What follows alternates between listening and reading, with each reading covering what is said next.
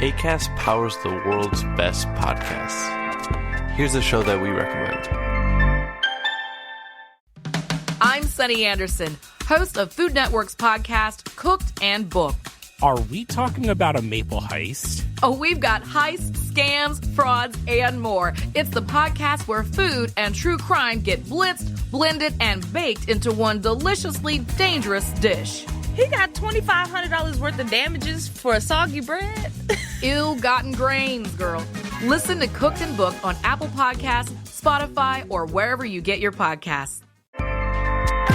Acast helps creators launch, grow, and monetize their podcasts everywhere.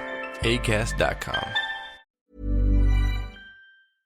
Hello and welcome to episode 178 of the world's first Paul Weller fan podcast. I'm Dan Jennings, and 10 years ago, I gave up my life's dream and career as a radio presenter with one big regret: never getting to interview my hero, the legendary singer, songwriter, and musician, Paul Weller. This podcast exists purely to solve that issue. Welcome to Desperately Seeking Paul. And so the countdown begins with our final 3 podcasts in our Desperately Seeking Paul series. And I can't quite believe I'm saying this either. Here's a trip into Black Barn Studios for an unforgettable conversation with studio manager and engineer Charles Rees. From assistant engineer on Heavy Soul in 1997 to becoming studio manager at Black Barn, aka Paul Weller HQ, in 1999, Charles has played a key role on the sound of so many incredible Paul Weller singles, EPs, and albums. He even pops up on a heap of songs, playing bass, drums, various synths, harmonium, piano, autoharp, electronics, electric organ, guitar, and percussion. Yes, check out that incredible Egg Whisk on the song Long Time. I'm so delighted that Charles is joining us on the podcast. This is not something he does really, but what you're going to hear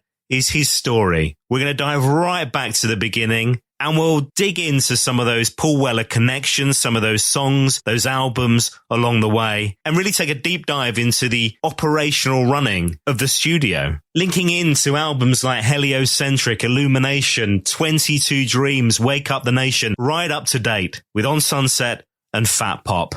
Charles has played such an important role in what we hear out of our speakers, through our headphones, in the car, wherever you listen to Paul's music. So it's a real honor, a real delight to have Charles on the podcast, like a proper world exclusive. I'm so excited about sharing this with you. I know you're going to love it. Let's get into it. Charles Rees, thanks for joining me. Thank you, Dan. Everybody in the Weller setup has a nickname. Is there one for Mr. Rees? There are a few, but probably I shouldn't mention them. Paul likes to call me the Wizard. And that's the Wizard. Yeah, or just Wizard. Nice. Like, because I was thinking that you're almost like that, the gatekeeper of the studio, right? Of Black Barn, really. Yeah. So it's almost like you're Gandalf like on the bridge of the was it the Hobbit or the Lord of the Rings or whatever, right? I think I'm probably the same age, yeah. Let me describe what we're in, right? This is the control room of Black Barn Studios. I mean, as I say that, I feel like I'm getting a tear in my eye, Charles, so look away. I mean, this is ridiculous. It's not Star Trek. It's not the Enterprise. But this is mental, man. I mean, I created this silly podcast 3 years ago, and here I am in the studio. Yeah, what can I say? It is magical. I find myself pinching myself, and Paul's the same. He's like, I can't believe we do this. This is what we do. Yeah. You know, this is just, I always dreamt of doing something like this. Paul still thinks it's amazing just to be able to do this, but it's his place. It's his living room, an extension of his living room, if you like, because he doesn't have to think of it all the time as work, which is pretty fantastic, doing something you love doing.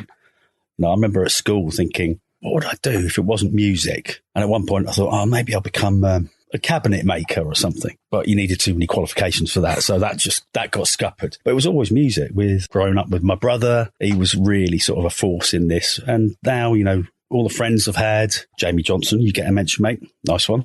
Yeah, they've all been really inspirational. But Paul just absolutely loves his music. And it's so nice for him to have this place to himself, but he does share it with many other people. I hate to see this place go one day. This is going to be a studio forever. It is quite a luxury, though, to have your own studio in this day and age, right? Well, a studio like this is a big space, so it costs money to run it. But a lot of people have their own studios, but they have them in smaller spaces usually because you don't need all this equipment to do it all yourself at home. It's a space where it's not just about recording here. There's some other things that happen here that, a lot of friendships happen here, and a lot of people come here and then they learn something. We all learn every session, but it's sort of like a meeting place. And when people leave, they always feel, I don't know, they leave with a smile on their face. The most ridiculous thing of this podcast, Charles, is the fact that, I've brought me gear down, I've lugged in and plugged all my microphones around, we've got these things, this setup, and we're in a studio. Yeah. It didn't at any point occur to me that, you could have engineered this thing. I could have done. Yeah. But you would have made it sound just so much better recording it. If it was singing, that's another thing. But talking, that's a different art, that is, with recording, definitely. We'll get to that. I can see a guitar in the corner. We will get to that. The studio seems to have such magic. Paul Weller and the association with the studio predates him owning it. It goes back to like demos of Wildwood, right? He did the first album. I think he did a song called Amongst Butterflies here. I think they did some demos. And as we tell your story on this podcast, we'll get to your role at Black Barn, how you arrive here at that setup of when Paul buys the studio. But you mentioned this love of music going back to being a kid and stuff. Did you always have in your head the love of the production bit, or was it actually because you play as well, right? Yeah. I started with guitar. Initially, my brother and myself would make guitars when we were like really small, just to smash them up because we'd seen The Who. Not that we'd learn how to play them, but eventually we progressed to putting strings on them and then smashing them up. And then we thought, no, we better properly learn some instruments. So he learned the bass, I learned the guitar, and then we sort of started being in bands together, and that's how it started. Okay. And what was the music that you were into? When would this have been as well? This would be in the 70s, and then probably about, I think 1981 I started guitar. So by 1981, myself and my brother were trying to get a band together or different people together to just come and play or whatever. So that was the beginning of it, playing. Then I learned to record as well. I got a little Porter studio, a Tascam Porter studio. And that sort of meant that I could record what we were doing. And then other bands wanted to be recorded. And I remember thinking, at sports day at school, I wasn't in on it. So we were just sitting in, and I remember playing the teachers the recordings that we'd been doing. And while everybody else was like looking at the sports, the teachers going, "Oh, give us a listen." And they were really cool about it, really encouraging. And that's when I knew I had to do this.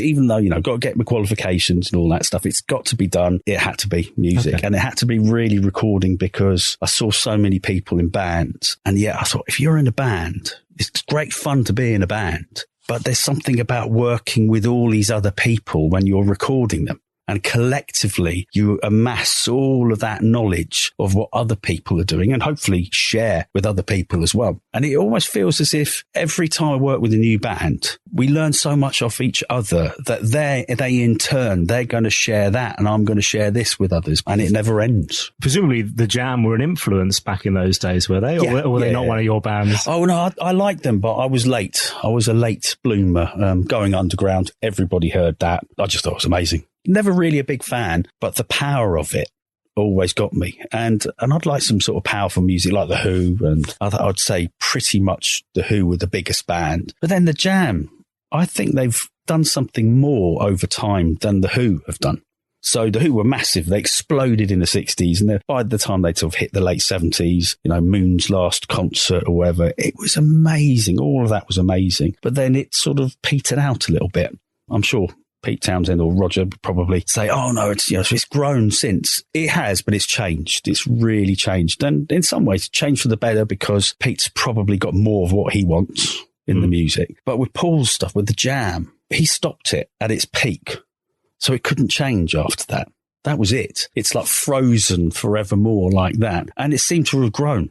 That sort of following has just grown more and more over the years, and there's so much respect for the band. And in a way, I think they're so much more powerful than The Who, because they did everything in such a short period of time. But, that's the power of just three people in a band. And also, I think the amount of material that they had in that, 6-7 years as releasing albums, releasing singles, single after single, B-side after B-side, which is the quality is incredible. But it was a really short period of time to leave such an amazing catalogue of work, wasn't it? But like you say, it's in that capsule, it's done. Yeah, it happened. It's never going to get buried, but at least I think people keep on sharing that. And every now and again you get other bands like from the Jam, they're keeping the flame going, but there's never going to be any more Jam songs written. That's it. That's all they've got to do. But the fans love it. Everybody loves it because it's just, I don't know, it's instant. And if anything, I think Paul, it's yeah, it's good. It's great, some of that stuff. But it's amazing that he's changed so much since then. He likes playing the odd one, or two, Start, or I remember when he did Eton Rifles and how amazing it was to hear that again. But the power, again, I just can't get over the power of that band and how some of it still lives. It lives in all the band members. They all love the jam. Yeah, of course. They all want their own little, can we do this one? Can we do that? But actually, when Paul says, right, we're going to do a different jam song, everybody's like, yes, thank you. We'll talk about your journey and how you get to Black Barn, like I say, but I'd love to initially understand the function of the studio. So in the kitchen, just directly behind us, we're like I said, we're in the control room here. We're surrounded by, so many original, would you call them vintage keyboards, I guess, maybe, right? Yeah. Like throughout the whole studio. Yeah. There's the mixture of modern technology with old. It's a beautiful thing. So we'll dig into all that. But the kitchen directly behind me has this massive whiteboard up on it. Not only do I get cups of tea throughout the entire day, which I imagine is a key part of life here at Black Barn. It's the essential part of it. Whoever makes the tea is your friend. Okay. That's it. Everybody wants to be the tea maker. Not really. Nobody does. But the person that does it becomes just like God. It's like, bless you for making us a cuppa. Thank you. It's heaven. But there's also this massive whiteboard, which is you planning out your year. So we have on the left-hand side, we have the months of the year. Yep. Across the top, you imagine this kind of matrix, this grid, if you like, people. You've got the days of the month, right? Yeah. The calendar. The calendar. So, Sorry. This is a thing that somebody's invented. Charles has come up with this, and we need a name for it. Hold on.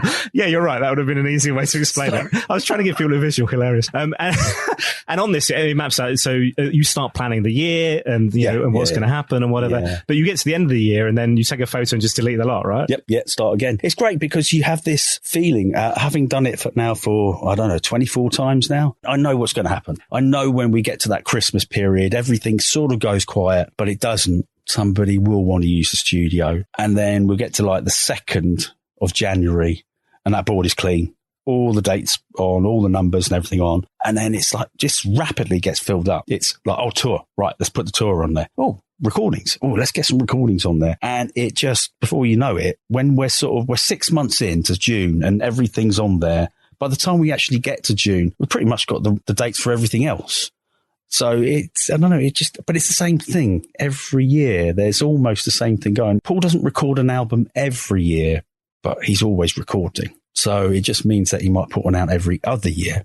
Paul's use of the studio has changed as well. He's allowing loads more people to use it, his friends, just so it gets used, And we'll talk about some of those and the work that you produced and engineered for others outside of the Weller thing. Take me through the average week, the average work day when Paul's here. Yeah. Okay. Yeah. All right. So what's it? So, all right, arrival time? Anything. He could be here from the day before. I'll start at 10. And if he's around, great. If he's not, when he's down the nest, there'll still be something to do. But when we get started, properly started, say about midday, we don't really stop until maybe for half an hour, 20 minutes for dinner, and then carry on till whenever. Hopefully not too late, but 12 to, 1, 2 o'clock in the morning, maybe 3. And we'll do that till we decide it's the end of the week or it's Thursday. We'll stop on the Thursday. More often than not, we tend to do like 3 days on because it's really hard doing 4 or 5 when you're working till 2 o'clock in the morning. And none of us are getting any younger.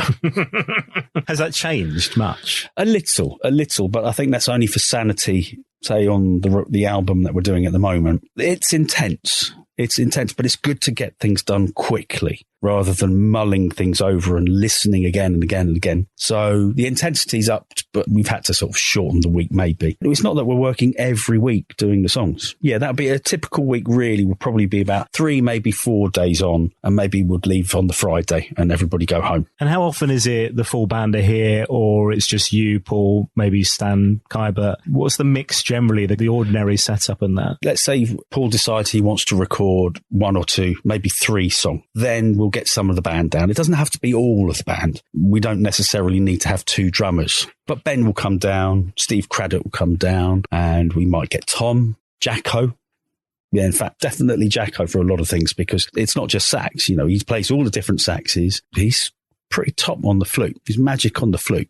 So it's sort of really useful, especially on the, what we've been doing the last few years. Jacko's been involved so much more. Yeah, it was lovely to see him back in the fold. I think as we were talking on that podcast chat with him, I think it was, him reaching out and going how much he loves On Sunset, and then suddenly he's back in the band. It was wonderful. Yeah. It was brilliant. He's been in it, I think, in the early noughties. He did some stuff. Yeah, the As Is Now Studio 150, I think some of the live shows, right? But that's still 20 years ago. Benjamin Herman, wasn't it? And I think he got involved in that. But yeah, from the Paul Weller movement as well, because I remember seeing him in some of those early shows and just thinking, he's a cool dude. But now that he's back, and it's just really easy. He's just so easy to work with. And if Paul wants him to play flute and something, sometimes we just send him the file and he does it from home. Right. And it comes back and it's, yep, that's it. That's great.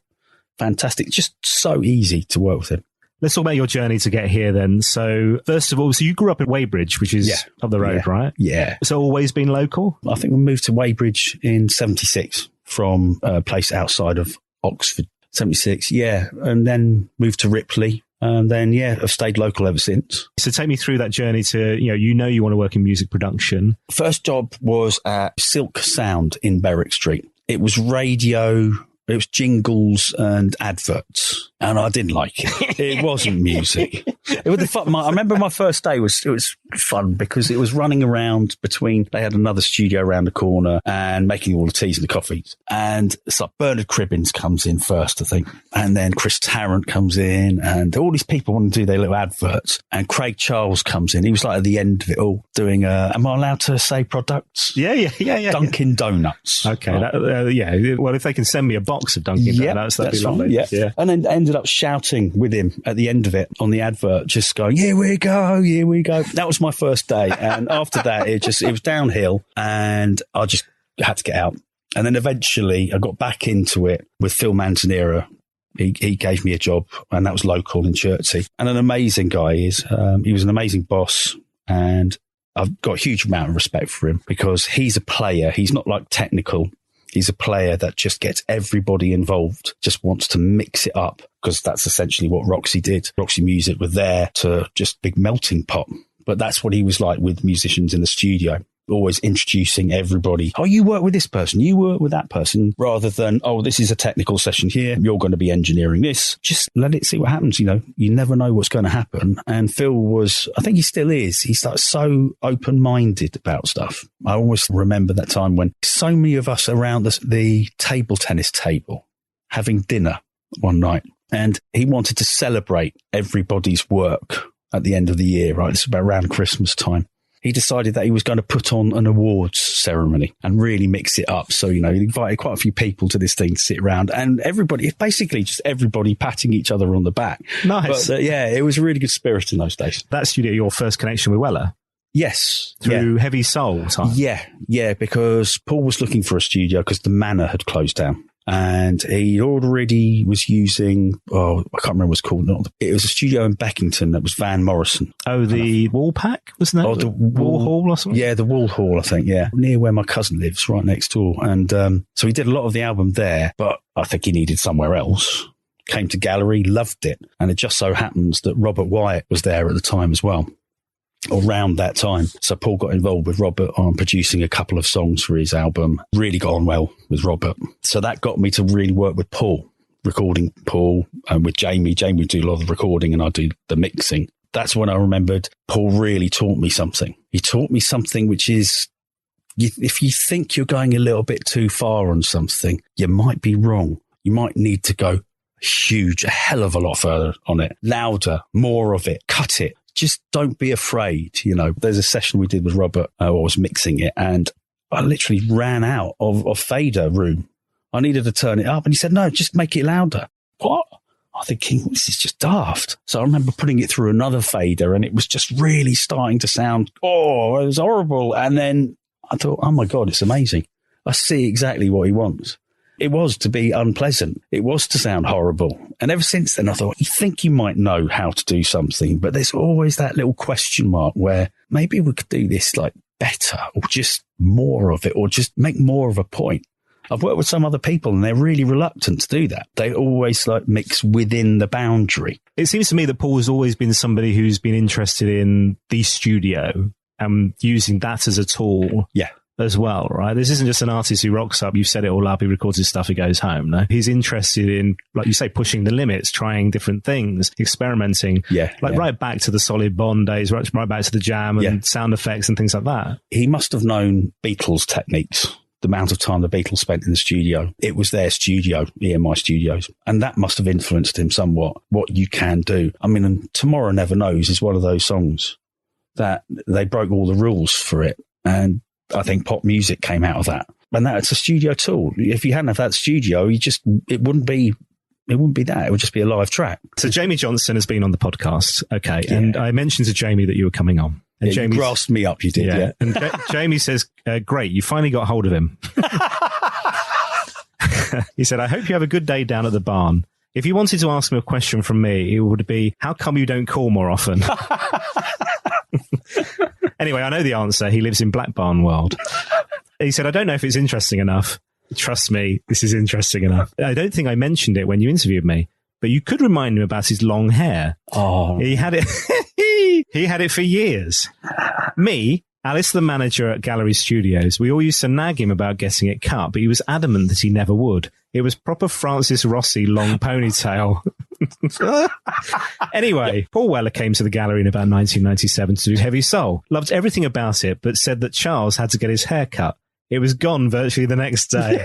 The power of the Modfather. I didn't hear that story.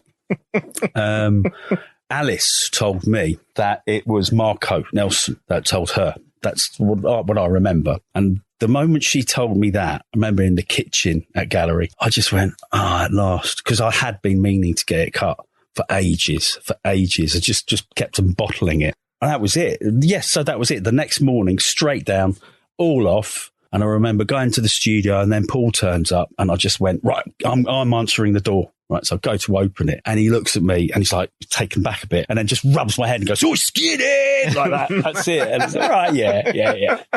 What was it like? Proper like Emmanuel Petit ponytail, footballer ponytail or like rock god ponytail? I think Francis Rossi is probably the best one because Francis always had that receding hairline and so did I. And it's just wrong as well because it just reminds me of so many people since that I just thought, God, you look so wrong. But I don't know if you can mention that. Is there photographic evidence of this that I can put in the show notes? No. I've got a mug somewhere with a picture that my brother took when we were in San Francisco, I think. And we were in the park and it was all really nice, near the Golden Gate Bridge and beautiful. But then there's me and I just think, oh, God. I think I'm wearing Richie from Manic Street Preachers glasses in there. The one that went disappearing. Oh, right, yeah. Yeah, they were left here because they did their first album here.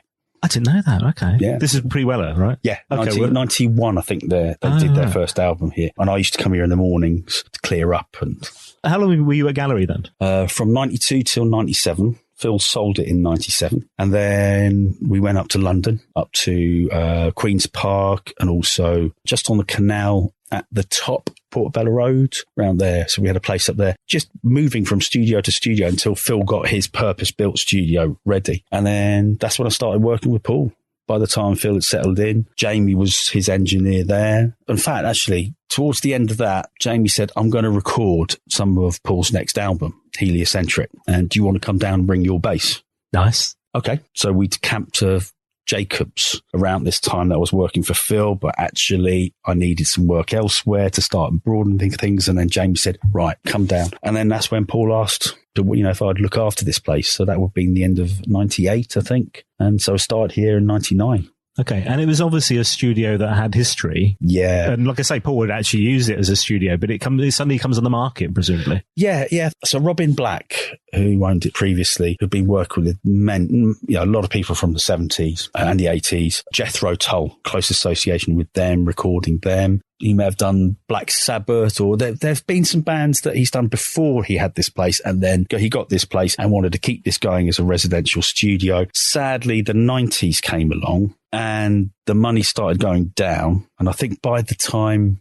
he was renting it out to Charlie Morgan by about 1994, I think, 95. And then I think that's when Charlie was going, well, maybe I don't need it. So Robin's like, I'll sell it. And I'd met Paul down here on that first album, just very briefly. So yeah, that would have been, so that's about 98. Okay. And you've been here quite a bit then, already like operating out of the studio. Yeah, I used to hire it and as an empty shell as well, because it sort of went out of business in 94. It was important for Robin to get money, some income for this studio. And Phil Manzanera said, well, why don't we rent it and build a studio in a day? Put all the equipment back in and we use it, because it's cheaper to do that than to hire a ready-built studio. So I remember we did that. Robin used to allow us to use it for rehearsals in this band I was in at the time with a very good friend, Tony Chick. He was the person that introduced me to the studio in the first place, because we were like cleaners, office cleaners, and he said, oh, you got to come down here and clean this place. So yeah. So I did it every day, any time I could before going into work or Amazing. whatever. What a wonderful connection. Yeah. I was just amazed to be in the studio. I just loved it. I remember that first time walking in. It's like whenever anybody walks into a studio for the first time, they go, whoa, this is unbelievable. And it is. It has a purpose. We obviously have to work here, but it's an amazing purpose of recording music amongst a bunch of people that you wouldn't normally associate with, say, and yet you're surrounded by some of the most sort of artistic people in a really weird and strange place. This was the old-fashioned studios that had the mystery, because you never really saw what was going on in those days. Whereas nowadays you tend to get a lot of studios that are a little bit more clinical, but they're being filmed on people's phones all the time. And you get to see quite a bit more of the magic that goes on in the studio. But I always remember that we couldn't really see that. Sometimes you get the odd little pop video where they're miming in the studio or something. But I used to love that. Like the beginning of Roxy Music, same old scene. The video was great. The desk, massive desk. And the first thing you see with all the buttons that are lit is they spell out Roxy Music at the top of the desk. Brilliant. And I just thought, that's so cool. And that was 8 or 9 at the time. That just like stuck in my head. And then seeing Brian Ferry like just being really cool in the studio, and then Phil being really cool. And I thought there was something about it. And everything from the 70s, whenever you saw bands in the studio in the 70s, they just look cool. Really cool. Obviously, there was a lot of smoking and drinking going on in those days, but you also saw a bit of that. And I thought, wow, this is, you can't normally do that in the office. You wouldn't want to spend like all your day and night in the office. But the amount of sessions that we've all done where we've worked through the night, even maybe I remember doing 3 days on the trot before going to bed, because you want to do it. You really want to do it. Well, when you're young anyway. But you're in that zone. It's creative. Yeah. You're also in company that you enjoy is important as well, right? You're all mates, aren't you? Yeah. Particularly when you get to know somebody, you could be good mates to begin with, because you say you're either in a band or you're working together. But with Paul's case, I've known him for so long now, as with a lot of other people, you tend to find, you think you know what they need without actually having to ask, and you can get everything ready, and things generally run smoother that way. But Paul's Paul, and he will always surprise you. He doesn't give you much time off. In the sense that... what's that?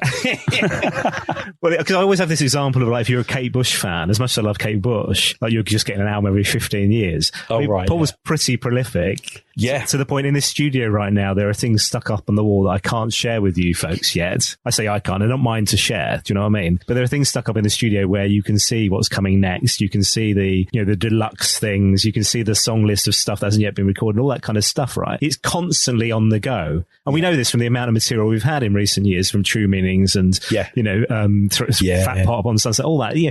He's always on. Yeah. This is him though. It's his family. He's got family and he's got music. There's sort of nothing really else, maybe clothes or whatever, but ultimately that satisfaction of writing a song and singing it and playing it to people and having people play it with you, and you can't beat that. What else would you want to do? There's also that magic of, in the morning, Paul could be coming in with nothing, or he could be coming in with like a little voice note on his phone. And we'll have to talk about how that's changed so much over the years, like the technique of making these records. But you start with that, and then at the end of the day, you're coming out with a song. Yeah. So, well, I suppose if you look at the amount of people that come up with, say, a little riff, and they jam the riff out, and they just keep that going, and then things fall into place, it can be really simple and really quick. It's when you think about something too much that it doesn't work. So if it's a great little idea and it's only about 2 seconds or 4 seconds long, the chances are it will just take us a moment to try it and we'll know. But yeah, I love those little snippets, little grooves that he puts down, little ideas for like grooves. Like he did it once with a song, She Moves, with The Fair. He sung this little riff into his phone, gave me the phone. I had that. I was listening to that on my headphones, and I put my phone into record and put it on the kick drum and recorded that rhythm that he was sort of playing and cutting into my headphones. That was the beat for the song. Just because it was off his phone, I just played it, and Stan recorded it, and we just looped it. That's just from one little idea. And how much stuff ends up on there's not a cutting room floor as such these days, all on computers, but how much stuff do you go, that's bin it, delete, that didn't work? Okay, well, I suppose it leads me to say that demos, sometimes a lot of demos don't really exist anymore. We build from the first recording, which would have been a demo. But when you say demo, this is not like the days of like Wildwood, let's say, for instance, when that thing would be fully fleshed out pretty much on an acoustic guitar, or the jam days, like he'd come in to Bruce and Rick and they'd do the rhythm section. Yeah. It's very different, right? We can start off with an idea, simple idea, but what you're saying is you would have needed to have put it to the band to make it happen. But most recordings nowadays, you don't need to. You can start off with an acoustic guitar, sing at the same time. Somebody can play drums on top of that, put bass on top. Paul could be doing all of it, all himself. And that could be the real thing. It may still be a demo, but it may change and morph into the real thing. So it's really hard to sort of say, well, we've thrown something away, because yes, I suppose essentially things they're just muted. Yeah, you're just turning off the channel on the thing, right? No, but yeah, when it comes to deleting something, I'm very reluctant to use the word delete, because delete means it's like destroying it, and nothing gets destroyed. We record everything and we keep everything, but you're never going to hear it again. Really, but we know it's there. So maybe in about 500 years' time, when somebody's doing a compilation or something, they're really looking for those weird and wonderful bits, which I hope they don't find. They will. There's some really amazing stuff, but again, it's like, it feels horrible to say delete nowadays. Just like, we'll move on. Let's move on. But this idea that you're building layers, I guess it does. I was thinking this is more modern because of the computer technology, but you made reference like the Beatles earlier on. These are not new ideas necessarily in that way of layering up songs like that. It's just you're able to do them in a quicker, easier way now because of computers, because of technology.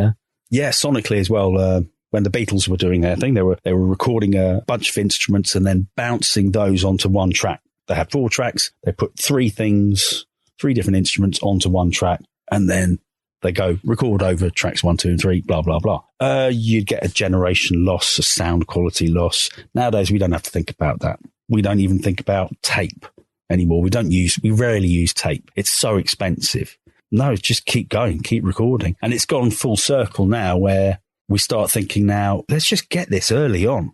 Let's not waste any time by recording 1,000 different instruments to then only use 20 of them. Let's record 20 and maybe use 10 of them, or let's just record as much of it live as we possibly can. I think that's where we've got to now. I think we've sort of decided, rather than keep on playing it and 200 takes, rather than do 2,000 tracks or whatever, let's just try and get an idea early on and then stick to that plan. I'm not saying that's the case for any, thing current at the moment, but the idea is we don't have to waste so much time now. We know we've got unlimited stuff, but that can really hold you back. I've seen some people, myself included, think, oh yeah, we could turn this into something amazing. Where do we start? If you've got 100 tracks or something, where do you start? It's got to happen early on, I think. And there's also that decision that you need to make when it's done, isn't it? Like, this song is now finished, because ultimately you could be Lee Mavers and we're still working on album number 2, like 20 years, 30 years later, whatever it is, right? It's like, there's a cut-off point. Who makes that call? Who goes, this is done? This is finished? It's Paul, definitely Paul. There are moments where if we do something else, like we did a Jules Holland special here, and because of lockdown, they had to come here rather than Paul go to the studio, and we did a song called Glad Times. Love that song. And it's such an amazing song, but that version is amazing. And it was because it was during this lockdown, and people weren't playing music live and they wanted to get out. We all came down, had everything set up, and Paul just comes in just to quickly rehearse it, does one pass of it. This is before the film crew are here. This is the day before, and goes, yeah, that's it. Okay, this is a bit weird. I thought we might want to play on a bit more. Anyway, the next day comes, we do the record, we're starting the recording, they're filming. By take 3, I just said to him, that's the one. That is the one. And he goes, oh, all right, okay. Can we do some more though? which he never likes doing. He's like, oh, you know, if that's it, I don't want to have to overplay it. That's probably what he's thinking. I don't want to get bored of playing this. He just wasn't getting bored of playing it. The same song? Yeah. Right. So we got the take. So we committed to that audio because I think he felt that I'd probably make a good call by stopping it there so that they could relax a little bit and then the guys could get footage of them playing from different angles, whatever. But I might make the call for something like that. But ultimately it's Paul's decision to make the call on where he wants to stop in the production of the song, especially with the amount of takes you might do anyway. And he's always an early take. Get it in one if you can, or try and get it. Even if you've made mistakes, get it in the first few.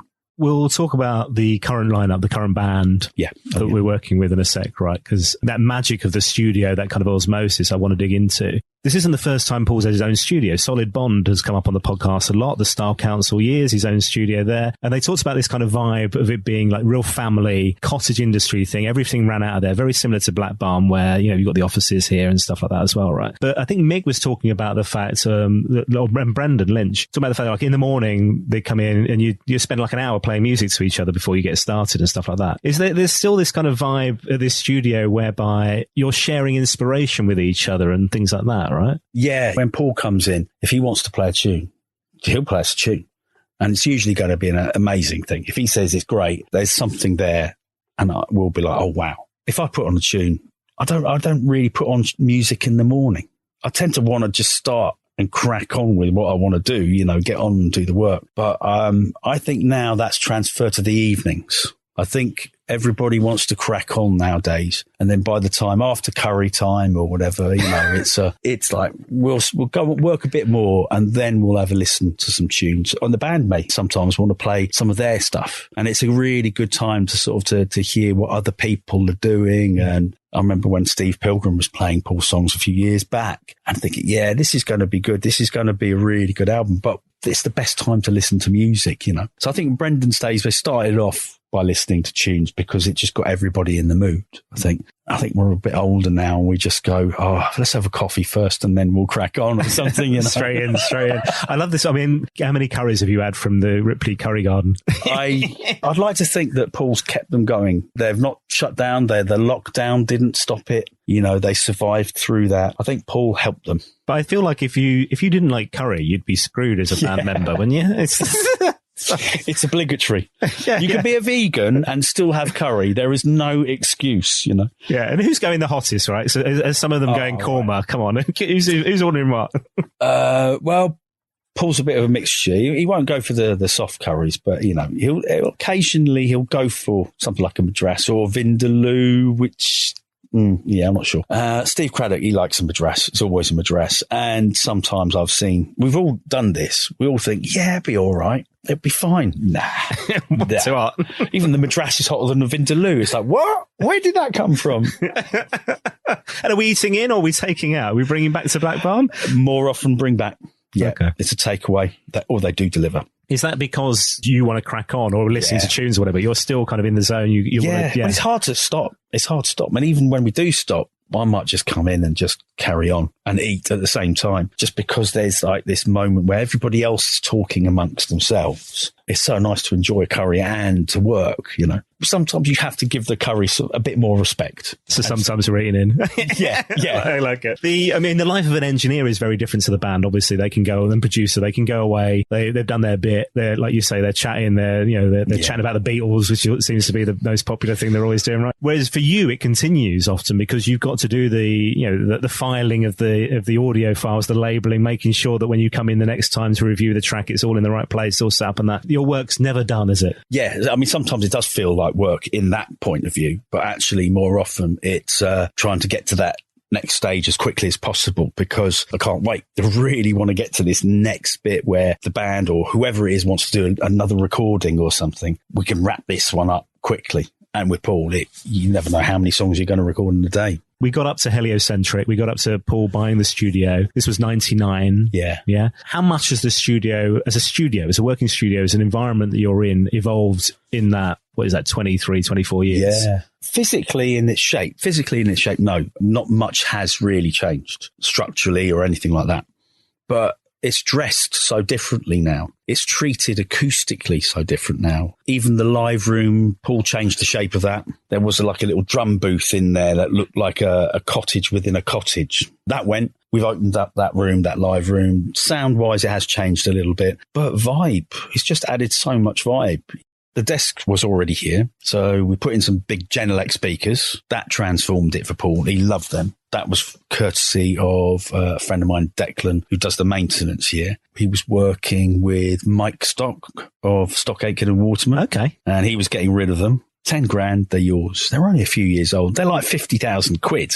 So 10 grand, bargain, no brainer. We put them in and Paul was like, yeah, this is more like it. Now we've got some volume. You know? So it's all about the kind of, actually I can hear this thing in the right way, in the right environment, but loud. Yeah. And then we've tweaked the sounds. We've just, it's so that it's developed, but probably you can't see much of the development. A lot of it is behind, you know, the door, the computers and the mic preamps bought since then. It's all so much better. The mics are so much better. Thank you, Trevor from Sontronics. Little plug there. But he's been really good with us. Really good. Makes some fantastic mics. And some of the equipment that Paul's bought, some of the instruments that he's bought subsequently as well, you know, they've just added to all of this. Some of the technology, the synths, you know, the mellotrons and the memotrons and the other things, all these other trons. It's a musical studio. Before, it didn't have a piano in it. It didn't have a Hammond in it. It didn't have a Rhodes or a Worley and all these other instruments in it. It was a technical studio, but this is a musician studio. So Paul's grown that, and any musician coming here just goes, yeah, I love it already, because it's got all of that musical equipment. It may not have some of the best desks and mic amps and or the best mics in the world, but it's got some great vibe to it. The aesthetics of the studio seem really important, right? So the lighting, for instance, you know, the rugs on the floor. Yeah. You know, that's not an acoustic thing necessarily, or is it? It is actually. I think initially it stops people from making too much noise when they're stood up or whatever, and it's more comfortable to work on a soft surface rather than say stood up on a hard surface. There's little things like that. It does change the sound. It's got a live sound to it that's not that bright. It's not that lively. So we just thought about darkening it up and putting more in there to darken the sound or to warm it a bit. But yeah, Chris Evans brought that up, I think, on his breakfast show once when we did that here. He was talking about, there are all these rugs. What's the story behind all these rugs, Paul? And Paul's going, I don't know, you have to ask Charles. I'm going, oh no, please don't ask me. Please don't ask me. Please don't ask me. But it is, I think a lot of it's to do with acoustics and trying to sort of deaden things down and control the sound a little bit more. And that's just trial and error. Yeah. I mean, you can't beat some really good rugs. You know, if you get some really good rugs done, you just like feel good. And it feels like nice, and it's a bit like some people do it on stage. Yes. Some people, they've got to have their nice little rug on stage and they're happy. That makes them happy. With no rug, no gig. So we've talked heliocentric. Next came Days of Speed, right? Paul's does his live acoustic album. Yeah. And you turned to mixer at that point. Ange was the main guy who does Paul's live sound, or used to. Ange was really good. He would just do the gigs, record the gigs, and then come back here, set up his desk, and mix it live. And then I just helped him and then did some others as well. I can't remember. It was such a long time ago. It's like 22 years ago or something. Come on, Charles. Why can't you remember every single incident, every single moment? For goodness sake. That was a lovely period to see Paul on his own and with Steve White as well. And just the two of them go off to do these shows, because forget that there's some really good songs there. When he was starting to play the Style Council songs, that's when I really heard them for the first time. I had heard them, but I wasn't like taken back because some of it sounded very 80s back in the 80s. I wonder why.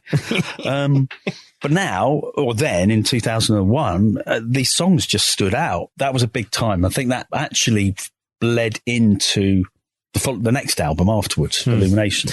And it was also that thing where he was suddenly embracing this catalogue as a whole, really. He'd done it a bit at the beginning of the Paul Weller solo time at the movement, where he had to start, he played a bit of jam, played a bit of Style Council, but then for Wildwood, for Stanley Road, Heavy Soul, he wasn't playing any of that back catalogue at all. It was all focused on the solo thing. Rightly so, because the tunes were amazing. But suddenly, acoustically, we did Peer the Jam, we did hear English Rose again and all that kind of stuff. And here we are, like you said, is it now? 22 years after that tour of Days of Speed. And he does seem to view the whole thing as a catalogue now. It's all Paul Weller's catalogue now, right? Yeah. Well, when you put it like that, don't know how many songs he's done. It's in the hundreds, like 600, or it's probably more than that now. It is massive. Every time he starts a tour, everybody's thinking, well, what are you going to do? What's going to be on that list? It's a pretty big list. They don't get through all of the songs. It gets whittled down very quickly. Do they start with a blank sheet of paper? Are there songs you can't drop?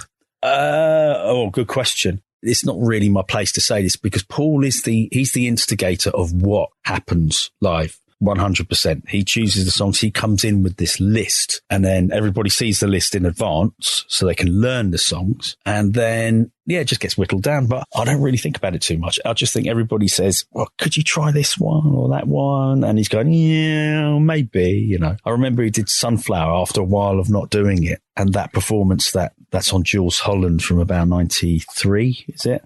Yeah, it would be around that. Just amazing. Yeah. And every time I see that, I think, oh, you've got to do Sunflower live. But I've probably said it to him, and the band have said it to him so many times that it's like, yeah, why? With the catalogue that is, it's like, you're always going to disappoint people because some of those songs aren't in it. Yeah. And I was disappointed for so long that Glad Times, the song you mentioned earlier, wasn't in the set. It's now in the bloody set list on the European dates, and I'm not there, damn it. But you're never going to please everybody, are you? It's such an amazing catalogue of songs. He had a moment when it was after lockdown, I think when he was doing that first tour after lockdown, and possibly, I think even the next one after that, whereby he was deliberately going, well, you know what, I'm playing a couple of tunes from the first album. Let's put a couple of tunes from Wildwood in and then do a couple from, Stanley Road, which turned into a few from each. And then that was like, wow. To me, that's an amazing era of Paul when he first started going solo. So that sort of like a marker, a really big marker in the set. But now I don't know if he's interested in, even sometimes, we missed On Sunset on tour. So we didn't really get much of an airing live, and the same went with Fat Pop. He's done a little bit of it, but I think he's still interested in some of those songs that people don't hear that much anyway. Like, so now that he's put the Piper into the set, that was just like it wasn't even a B-side, was it? It's like a digital download, I think, wasn't it? Or something, yeah. It's an amazing tune. It's one of my favourites in the set now. That could have been on the album, but it wasn't for whatever reason, but we don't know why. It just happens that I think some songs make sense after the fact. An album is one thing, and you get deluxe editions that have got some great obscure songs on them, but sometimes I think, you just got to find something a bit different or whatever. And I don't know what he's thinking, but when he said the Piper, I just thought, wow. I remember doing that song, when with Stan, and it just felt great, but it obviously didn't fit the album at the time for whatever reason. But now it's such a strong song. Even Andy Lewis was in the band back when they recorded that one, I think. Maybe, was he? Yeah. Or did he play on that? Oh, I don't know if he played in it. That I can't remember. Around that time, wasn't it? It feels like there's a live element to it, but how we recorded it, I just remember I've got little sort of pictures of what we were doing, maybe overdub wise, but that is going back a long time now. So Illumination, Simon Dine enters the picture. Yeah. And we lead on to, eventually we lead on to that relationship, that connection with him working on 22 Dreams. And we must talk about that because Black Barn plays a key part in that album's sound and story. Wake Up the Nation, Sonic Kicks and all that. Yeah. It seems like Paul was really on those, working with Simon, he was really experimenting, doing different things, wanting to kind of push it in a different direction. Do you discuss that in terms of the sonic makeup of the songs? Do you discuss kind of that experimentation and how you want to try and shake things up a bit? I don't really have so much of an opinion about that. I think if Paul's suggesting something, I might be able to give him some ways to do it, but maybe say we could cut this one live because it feels like it could be a really good band song. But it's not really an original thing for me to say, but we do that so often now because the band are really good. And they have been for years, all the musicians that played have been really good, but it's so easy to get them down. But I don't know, instigating the sound, it's a tough one because unless I know which direction Paul's going with the song, I don't really want to influence him. If he thinks it should go down this way, we've got to see that through. But most of the time now, I think when recording, he is very much down to, well, what do you think? What do you think? Like a vocal tape. And often I'd be like, yeah, that's great. Finding it really hard to find something wrong with it. And then we'll come back later and be like, oh, no, actually, no, it could be better. It's hard because at the time you want to go with it. You really want to go with it, but trying to find a different direction or tell them to do something differently, that's hard anyway, unless you've got a vision. There are, I think, what is it? Times whereby to get a sound, That's good. So say, for example, we want to try something a little bit different with the piano or, trying to get a slightly stranger sound or whatever. Maybe we don't have to record the drums like this. Maybe we could try them completely different. That sort of thing's great. But when it comes to anything about taking the song into a further direction, I think Paul's got that up in his head anyway. I think he's sort of he's already got a lot of that mapped out. 22 Dreams must have been a really special album to work on. Yeah. Because it is the life and soul of the album. Is, to me, Black Barn Studio. It feels like it's a calendar, your invention. I'm still amazed at that. Must trademark that. It feels like it's the calendar of a year. That is what a calendar is, folks. Of a year at Black Barn, because you get that spring opening of the album. It takes you right through the seasons, right? That's how it feels to me as a listen. That must have been a magical time recording that album. I think it started off as a time whereby Paul was reflecting on his songwriting. Most things had been done with a band live, or, there was certainly a lot done by you start a song with a few people in the studio live, and then you do a few overdubs. Then you may embellish it more with orchestra, blah, blah, blah. Bear in mind that I think he'd done the same thing up until Illumination, until Simon Dine got involved. When Simon Dine got involved, the palette changed a bit of sounds. Then I think having done As Is Now, quite strict band, not elaborate at all. He wanted something else, but he's a bit tired of just the band. And then he really got into the tool, the studio as a tool. That's what changed it. Simon Dine helped him to discover new ways to write music, or at least to be inspired to write some stuff. You put a collection of samples together, and before you know it, Paul's come up with some lyrics, this, that, and the other. Oh, I might change the key a little, this or whatever. And he got a song out of a bunch of samples. And that's right, kick-started Paul into writing more songs, and then allowing more people in the band or people like Steve Craddock or myself just to go, oh, what if I play this, or what if I do that? Yeah, fill your boots. Fill your boots there, because it's all hands on deck on that album. And it was an intense time, so much recording. And it probably was the album that changed it for Paul, I think, studio-wise, once and for all. There were no rules after that. You didn't have to just do this type of album or make sure that everything was as live as it could be, You could do music like 111 or God. It's just it's mental, absolutely mental. Funny because you think that in order to do God, we had to audition different people to try and do this. So at some point, and we'll talk about this collection of work, right? You mentioned like 500 years time, somebody's coming across your hard drives. Yeah. We'll find the other version. So who did God? Was Craddock, right? Craddock had a go. I think Paul had a go at first, I think. But yeah, Craddock, Roger. I didn't know that, right? Yeah. Yeah. Hey, Bargum. God. No, you can imagine it, really imagine it. Sorry, Roger, but yeah. Yeah, that was funny. But then it just sounded really good with Aziz doing it. It's just like, yeah, that's it. It was perfect. That was perfect. Now, I can't sort of imagine it working. I mean, he asked me to do it, I think, but then he said, "No, you're going to be too posh." So there's a Weller version of him doing it. I can't really remember, to be honest. They were late nights, and we were trying different things. But I think because it was Paul's lyric, I'm sure he would have had a go. But I'm not going to look for it because it's taken me so long to find it, Well, we should talk about your filing system. So no. I'm embarrassed. This stuff's scattered over because obviously there's loads of stuff that isn't out in the ether, Yeah. there is a reason why that, Because Charles is so disorganized. It's multiple. Is it sat on one hard drive somewhere in a safe at Mr. Weller's house, or where is it? There'll be a master drive, and there'll be a copy of that drive, and there'll be other copies as well floating around on other lesser drives, just because it's sod's law. Something's going to happen if there's a fire. But I now know that you really need to have a load more of these things, because I'm starting to see how valuable these things are. It's a bit like with a lot of the bands from the past, like a friend of mine who does the maintenance here, Declan. He works with Brian May.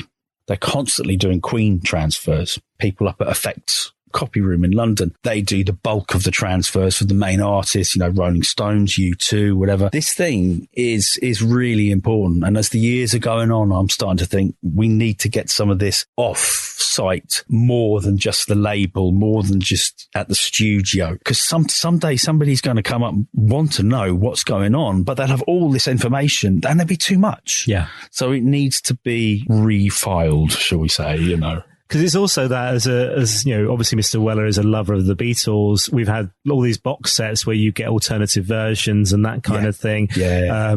As a fan, you're hearing how a track evolves and all that is a real joy. And we haven't had much of that from Paul. I don't know if he's a lover of that kind of thing and almost like revealing the magic or you know, the original demos and those kind of things. But is that mainly because of your crap filing there?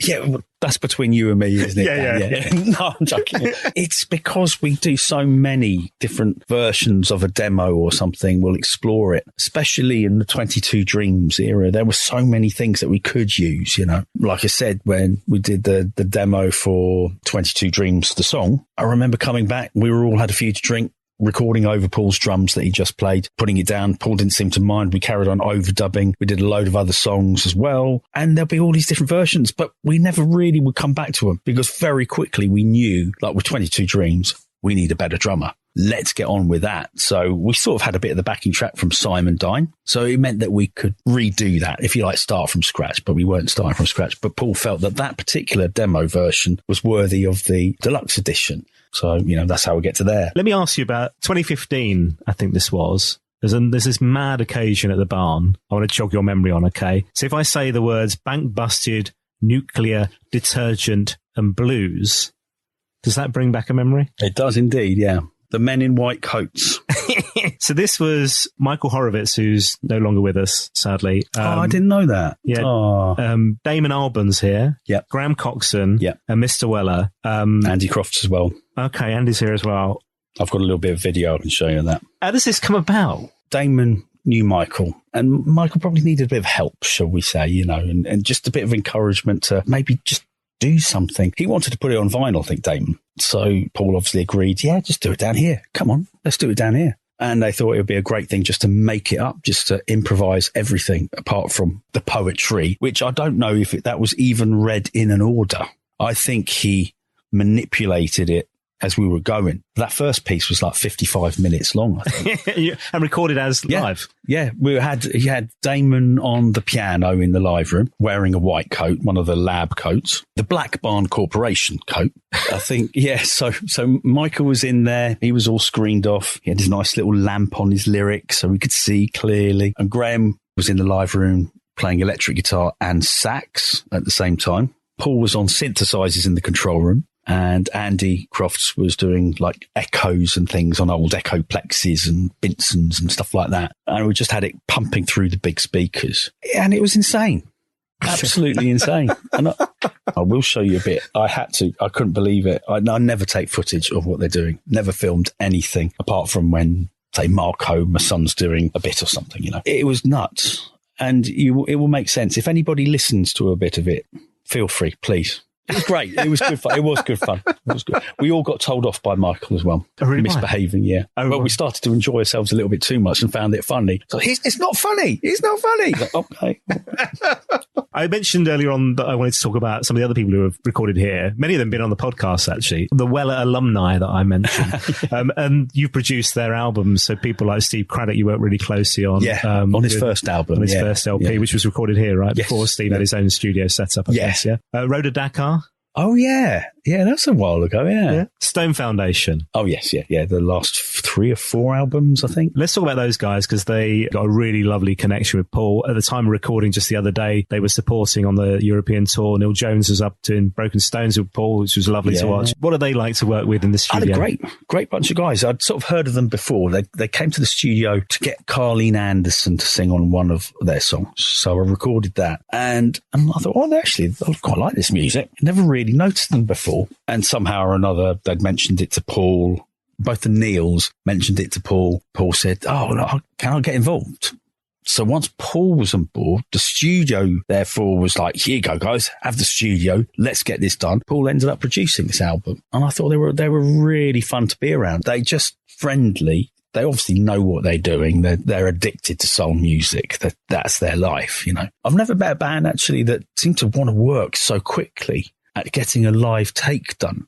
They don't have to rehearse it that much, or at least that's what it seems. They probably do rehearse it behind the scenes before they get to the studio. But even when Paul was with them, playing live with them, manipulating the arrangements a little bit as they were going, they're very quick learners, really quick learners. And they're an eclectic bunch as well. Both the Neil's great. They're characters themselves. But then there's Phil on the drums. He's a lovely guy, but he's an amazing soul drummer. You compare him to Steve White, who also plays with Stone Foundation live as well. And they're chalk and cheese, but in a great way. Steve White is one of the best drummers I know. And I've got to say, Phil, he's on there when it comes to the soul side of it. Opposites, but somehow just perfect. Really, Russ. And they're always the brass section that just full of life, easy to work with. Steve Trigg, he's a great arranger, really good arranger, makes it easy to record brass. And brass isn't an easy thing to record a whole album of, because you usually have to do it in 1 or 2 days. By the time you've done a few hours of brass, the brain's just wondering, what am I hearing? All of this sounds like it's like chicken or something, but you have a whole day of that. Because it's just blasts of this and a little blast and a little blast. And you're slowly going slightly mad. Yeah. Yeah. But it's such a great thing. With soul music, it makes sense. It makes absolute sense. They work so well together that we don't need much time in the studio to get an album done. That's the way they like it. They like to rehearse a bit, but they also like the fact that it's usually the same people on the brass. The band doesn't change. The lineup hasn't really changed that much in the, I did see their documentary film. Well, I guess it was sort of the last 10 years, really. Yeah, pretty much, yeah. The other thing with them is obviously they're bringing other people into the mix. So Catherine Williams, who's been on the podcast, comes down, plays with them. And Mick Talbot back here with them. And then with Paul, obviously, I know they're still great friends anyway. But Steve White, people like that, Carleen, it's great to see them here, bringing in more Weller alumni into Black Barn as well, right? Well, I think all of the people you mentioned, they've sort of made their own little careers. They still want that other thing, to work with other people. You could be really, really famous, and I don't know, you could probably say, like, Adele, what are you doing? And maybe she is doing a load of music at the moment, or maybe she isn't. But I always wonder with people like her, who would she like to sing with? Who would she like to work with? Because she would be able to pass that on, but she would also be able to learn as well. And that's what Stone Foundation do. They draw these people in, and some of them have been around for a long time. They feel, I'd love to get involved. I'd love to play in some great music, sing some great songs, but it's so good to actually be singing on something in another country even. A lot of the American singers just love to do it. It's the Brits. They like the Brits. Steve Pilgrim, I want to mention as well, that fabulous album, Beautiful Blue, but other stuff before that, again, you produced some other stuff with him and worked with him on those. Obviously, as a drummer in Paul's band, he's incredible, but as a singer-songwriter, amazing, right? He's in his element when he's written the song. It's something that's in his head and he's performing it the way he wants to do it. He's in control of it. And when he's on it, it's amazing. Absolutely amazing. I think the sound of his voice, you can have your own interpretation of the lyrics if you want, but the way he sings it is, it's beautiful. It's something about even Beautiful Blue. That song it encapsulates the whole album really, and possibly a lot of what he's done before. I'm not going to say it's his best album because I like all his albums, particularly the one we did with Danny Thompson. That was a moment where I thought, these two people are great together. Danny's such a strong personality and he's got such a style on the bass. And Pilgs has got his own thing going with him, but put the two together and it was just an amazing album. Can't even remember how long we spent recording it. 2 days, maybe? Quick, right. Maybe less than that. I mean, to be fair, Danny is a quick player. 3 takes maximum with Danny. He doesn't really want to play it more than that. The chances are he's played it right from the first go anyway. And he knows all about that sort of stuff about learning where your place is in the song, But yeah, he's a character, Danny. Amazing guy. Somebody else I wanted to mention who's been on the podcast, which again would have been a really special recording here at Black Barn, is Declan O'Rourke. Yeah, great. Loved it. Told Declan that you were coming on. Oh, yeah. Yeah. This is the album Arrivals, which was created here at Black Barn. Paul produced. You were part of the mix, obviously. Yeah. Hello, Dan. Ask him who his favourite Irish man he ever worked with is. And why does he not answer my calls? There's a theme. Liar! But seriously, what a beautiful man. He was the third secret element in the making of Arrivals. There was me, there was Paul, and there was Charles. He is one of the great unsung invisible magicians of the music world. Message to him, love to you, Charles Old Bean. Come and visit Ireland soon. Oh, bless him.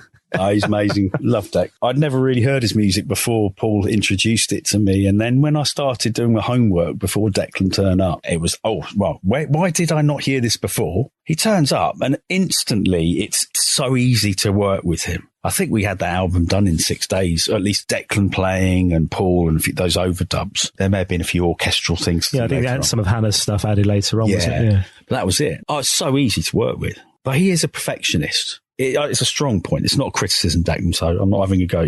You want the most out of something. And I think you got it.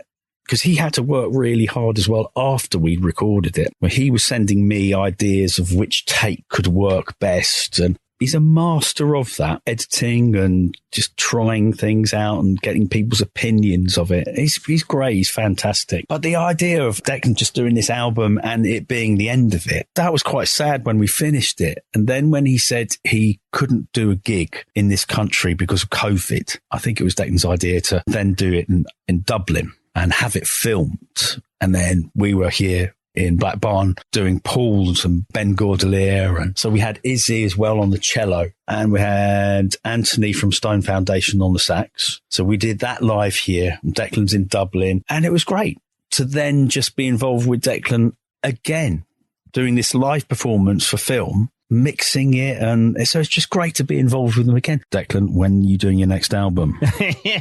You and I bumped into each other the first time I met you at Declan's gig at King's Place. Yeah. Off the back of the album. And he gave you a little shout out during the gig as well, didn't he? Which is lovely. He asked me to take a bow. Yeah. Did you get up? I can't remember. Yeah. Well, I had his manager sat next to me. I think I had no choice but to do it. Yeah. So yes, lots of people recorded here, folks. Some real magic albums when you dig into this story, like I say. Let's talk about the last 5 years. Wow. True Meanings. We then get Other Aspects, that brilliant, beautiful concert. We then get into On Sunset and Fat Pop. And it just feels like everything is just building.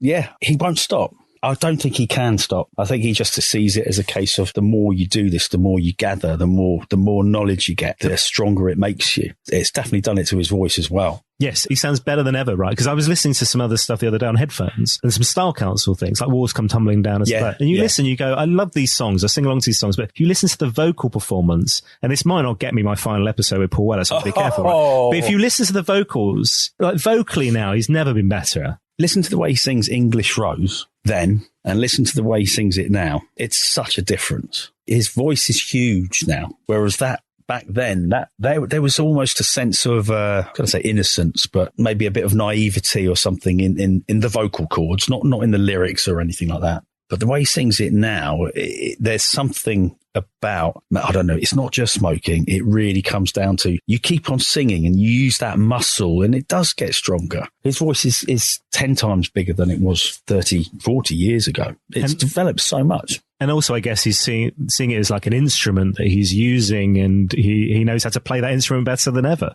Yeah, I think he understands his ideal keys. And I mean, there was a time whereby he wrote that song Aim High on Wake Up the Nation, and he sang it falsetto, which was very brave. But that's not his key anymore. So he can't do that. So he knows his restrictions. He knows his limitations, but that's making him stronger now. So he's finding a key that it does work in, not necessarily Aim High. I think that's still in the same key. He just sings that an octave down, or when he does it. When he writes a song, I think if it's got that mood and it's got that lovely sound that's coming out in his voice because the words make it say that or dictate that, or however he got to that point, it seems to be now we can also experiment a little bit. So if it's a little bit too much, we'll bring it down. I could bring the key down electronically to begin with. If it works, then we'll redo it or whatever. But he's very, very careful with that aspect of singing, where some people say, oh, well, this song's in E. And they write a song in E. And E might actually be a really bad key for somebody's voice, but Paul's definitely worked out. Sometimes you can push it a bit,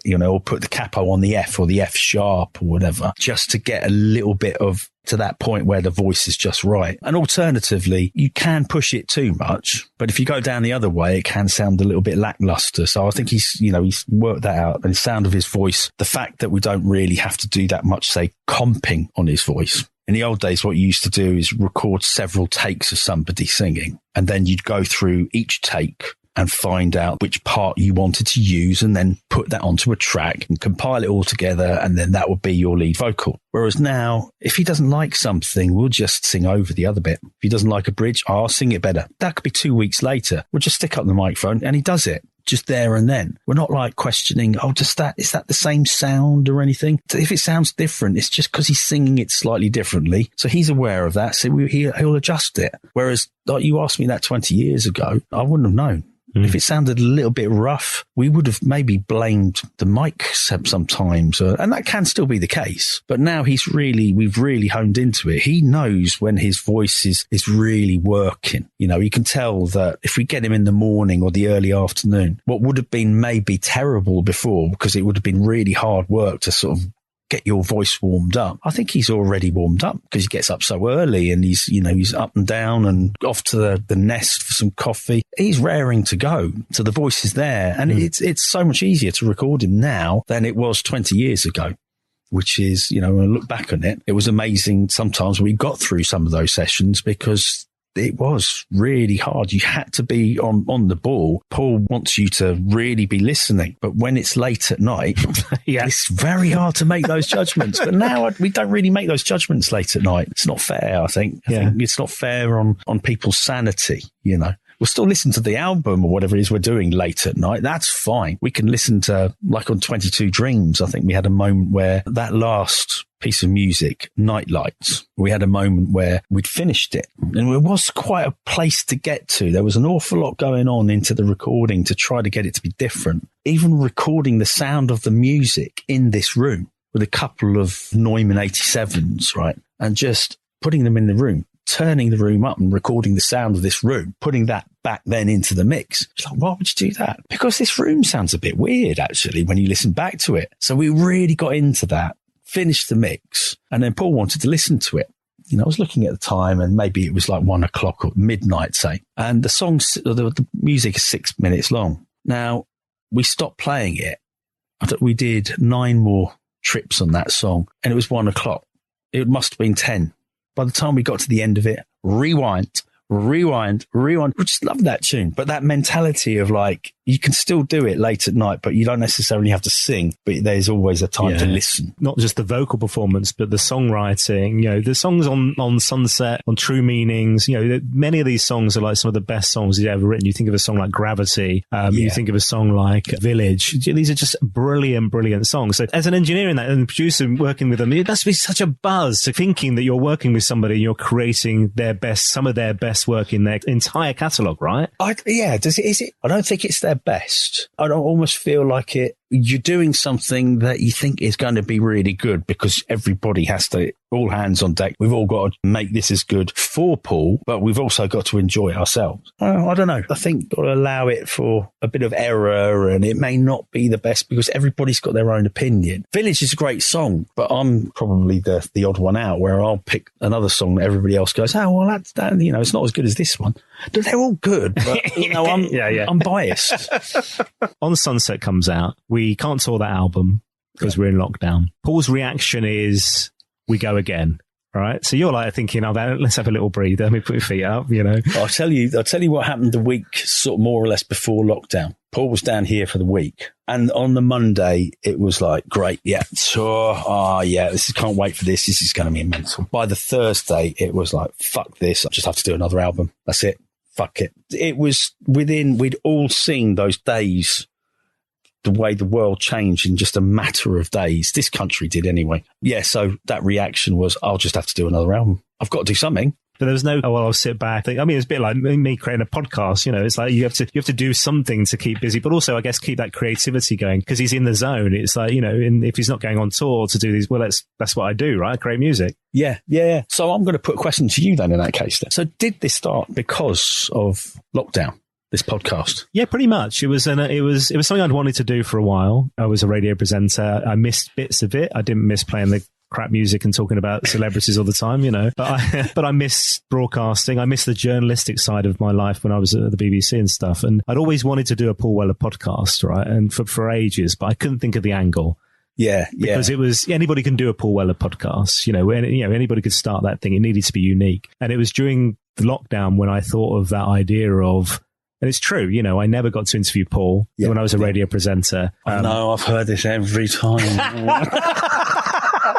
But it's also, the bit I've not talked about is also like, I'd hear Gary Crowley accepted. I'd hear people interview Paul and I'd be like, they've not done their research. They don't know anything about his career. And I just get angry about these radio presenters. And I was like, I could do that anyway. So that idea came to me about the fact that, okay, well, actually, it's the regret and things. So but it was lockdown. I thought this was going to be a weekly podcast for about 28, 30 episodes where I talk to a different fan every week, you know, wax lyrical about our love of Paul and his music. And then that would be it. And then it evolved into something nuts. We're in Black Barn, for Christ's sake, talking to, you know, engineer and studio man of the manager of, you know, of Black Barn Studio. And also Charles Rees, Yeah.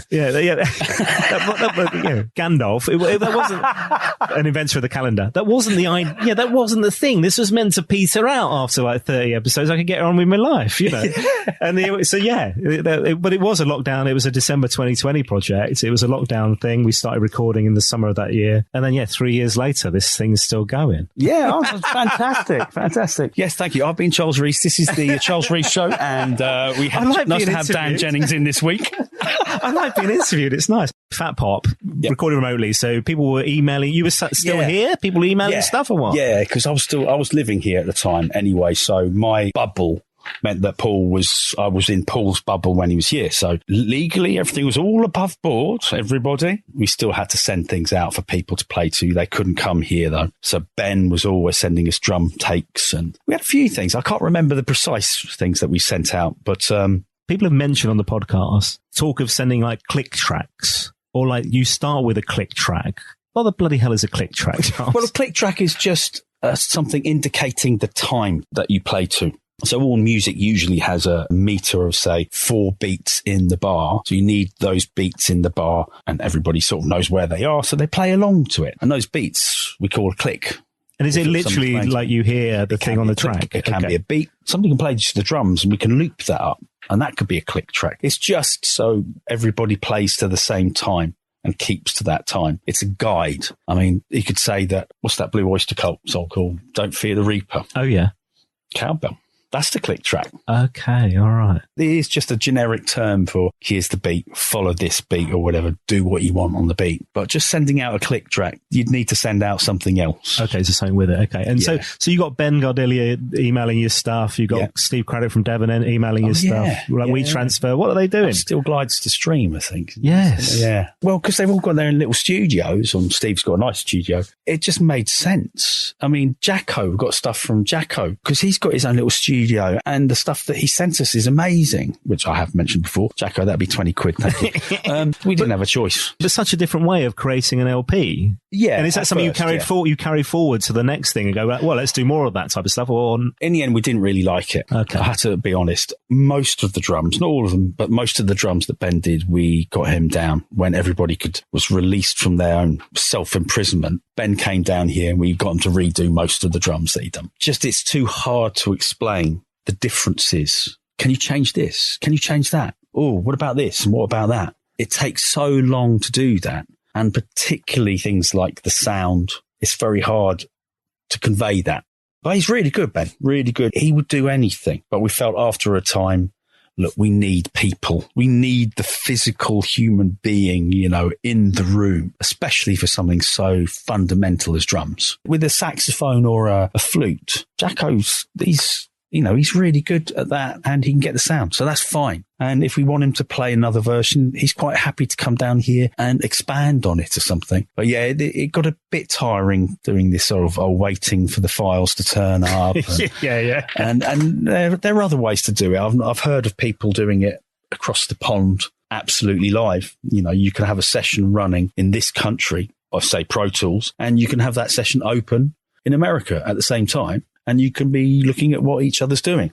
Okay, wow. I think Steve Craddock for P.P. Arnold's album, I think he was on FaceTime or something. He was in Devon and the orchestra was in, I don't know, was it in Edinburgh or it might have been somewhere in Scotland. And, he could do this thing where he could produce the session from his FaceTime, and that sort of works. But people in the same room is just, it's the best. Yeah. You can't beat that. And also, like, you know, this family, back to that we were talking about earlier, it's like the band are a family together. They're all mates together, you know, and they include you in that mix as well. You all get on really well. And it's that thing that I mentioned right at the beginning of the kind of osmosis of this band together, whereby they seem to be able to read, they're so tight, they seem to be able to read each other's minds of where somebody's going with something, which you only get, you can't do that over Zoom, can you? No, I think you could be lucky. You could be lucky, and some people just say, look, send us a load of takes. And I'll piece them together and I'll find it. But just, you know, the magic, I think, of when somebody comes down, like when Steve Craddock's down, he'll just put something down very quickly. He'll already have made up a few things in his mind of what he's going to do. He always does his homework. Possibly he's one of the guys that knows about guitar sounds. He's got a very good ear for guitar sound, a tone, and you just leave him to it. And he'll give you like half a dozen tracks of things straight away. And I'm like, oh, God, this is amazing. Absolutely amazing. And he's a proper guitarist. You know, he's somebody that has learned his craft. He knows the sounds of what Paul loves, obviously what he does for Ocean Colour Scene as well. And it just seems to sort of just fit in perfectly. Whereas you can get some other guitarists, they've got their own style. And it's almost far out there. There was what was that? Kevin Shields. Oh, yeah, this is Wake Up the Nation. Yeah. He played on... Absolute nuts. Absolutely brilliant. What an amazing guy, right? But, you know, you get people like that. They come in, they sort of, they hit you hard. And you think, wow, that is absolutely mental. And Steve Craddock's the same. He can do some really mental stuff. But I think when you do get to know these people well enough, you are comfortable to know that this is what they like to do. And if they say they want to do something different, I know exactly what you mean, because it's not too much effort. But when you've worked with somebody, say, for the first time, there are times where you're thinking, what are they actually thinking? What do they really mean? And you can waste a lot of time trying to get to that point. But I think they've been good. It's a good, like, lovely team around here. And it's what amazes me the most is that Paul will get, if he does get the whole band down to do some recording, more often than not, it will be because he wants to get Steve Pilgrim playing acoustic guitar and singing. That, rather than get him on the drums, he'll get something a lot more personal in a song by doing that, you know, because he knows that sort of Pilgrim's more into that sort of point where Paul's singing or songwriting now. There's becoming something a lot more gentle, you know, the gravities of this world. And what was that other song he did? Aspects, yeah. Yes. Where there were like 4 of them playing acoustic guitar at the same time. Yeah. I thought, how can that happen? And it worked. It just worked. But that's because they know each other really well to be able to find their little spaces in the song. Whereas you just get 4 random or new guys in to play, or 3 new guys to play with Paul. I don't know. I think a lot of them would probably be too nervous as well to even come up with anything, you know, or dare suggest it. Having Bruce Foxton in the studio must have been pretty special. Thinking about Wake Up the Nation. Yeah. You also produced his comeback album, I suppose, with him and Russell back in the room. Yeah. All recorded here. I mean, that must have been a really special moment. That was good. They're a nice bunch of guys. What amazed me was the fact that they had Mark Brzezicki on drums. He's amazing, right? So he can do almost anything you ask of him. Bruce and Russ, they're not that demanding. They just know that once they rehearsed, and they don't want to over-rehearse it, it just seemed perfect to get them in the room together. Very quick to work with. They didn't want to do long hours, which is pretty good. But Mark and me were looking at each other. They chip off at about 5 or 6 o'clock in the evening. And we're looking at each other. Well, we're doing an album. What should we do? Well, let's do some more recording and let's try a bit of this. And whether or not, you know, we thought it was the right thing to do because maybe Bruce and Russ didn't want that. But actually, it was probably to try to improve what we'd already done, maybe what Mark had done. So but having Bruce in was really good because having seen him play with Paul on Wake Up the Nation, on a couple of songs. Yeah, that's right. He sang backing vocals and played bass on Fast Car, Slow Traffic and bass on She Speaks. When Bruce was involved in the album, his style was so different than anybody else that had played prior. That was amazing. And then so to do the album with Bruce and Russ, you knew it was going to be more Bruce on it. And it was going to be going in that direction. It's sort of Bruce's album. But I think by the end of it, it was Bruce and Russ's album, really. And they wanted it to sort of be seen that way. And I think, was it Foxton and Hastings on that album? I think it was the next album. Yeah, and I think originally it was Bruce Foxton, but then repackaged, I think, for the next release of it, it became a Fox, and certainly the next one, you're right, became a Fox and Hastings. Yeah. But yeah, it was good fun to do that album. Let me ask you about what comes next. And there's obviously only so much you can say. This is Paul's story to tell. Oh yeah, right. Did it feel like off the back of Fat Pop that we're going again? We're going to make another album, or are you just always on? We're always using the studio. We're creating things. We don't know where they're going to go. We don't know what the album is. We don't know what this project is. We're just creating music, and we'll see where it goes. Or is the intention to kind of go, let's start on the next LP? So with the last few LPs, particularly, I think there's like leftovers. And those leftovers, they're not leftovers because they're not good tracks, not good songs. They just don't fit. And this idea, that's really interesting, is it? Because Gravity was one of those songs at one point where it just wouldn't fit. Yeah. And then he created an album around it. It doesn't fit sonically. It's not right for the story. Like, how do you and he see an album as a collection of songs in that way that one would stick out or it wouldn't fit? Ultimately, Paul knows it's the style of something. You know, if you record it and it's an acoustic and it's a beautiful song, your album that you're doing at the time is mainly electric, then okay, it's sort of not going to fit. But I think that have forced him in the way to think about doing True Meanings, which meant that he could put all these other much more subtle things on there. So some of the songs that didn't make the last album, we probably started some of these songs when we were finishing, say, Fat Pop. And then definitely not going to be on Fat Pop. But when we came to actually start them properly, there were a few people at the time that weren't normally a part of the album making process. And it was really nice to sort of see Paul sitting down with some of these people. And I'm not going to tell you who they are. This is people he's collaborating with on the songs. Yeah. And it became such a strong thing, that we thought, well, this has got to be the start of something different. So I think he's had a few really good ideas of who to work with, who to bring on board. And one of those is Jacko. And as for some of the others, you will find out, but I'm amazed at how beautiful some of these songs are. And some of the songs are so good, they may end up being on another album. They may not make this album. There will be eventually a point where I think it's going to be worth Paul working more and more other people. Special people that he hasn't worked with for a long time as well. That sounds so vague. It really is. I don't know what to say. I would love to say that bringing Jacko back in to the fold has really changed some of the songs that Paul writes. He's writing songs with that sort of space in mind. And there is one song that I'm going to mention later where it was recorded live, and some of you might know it.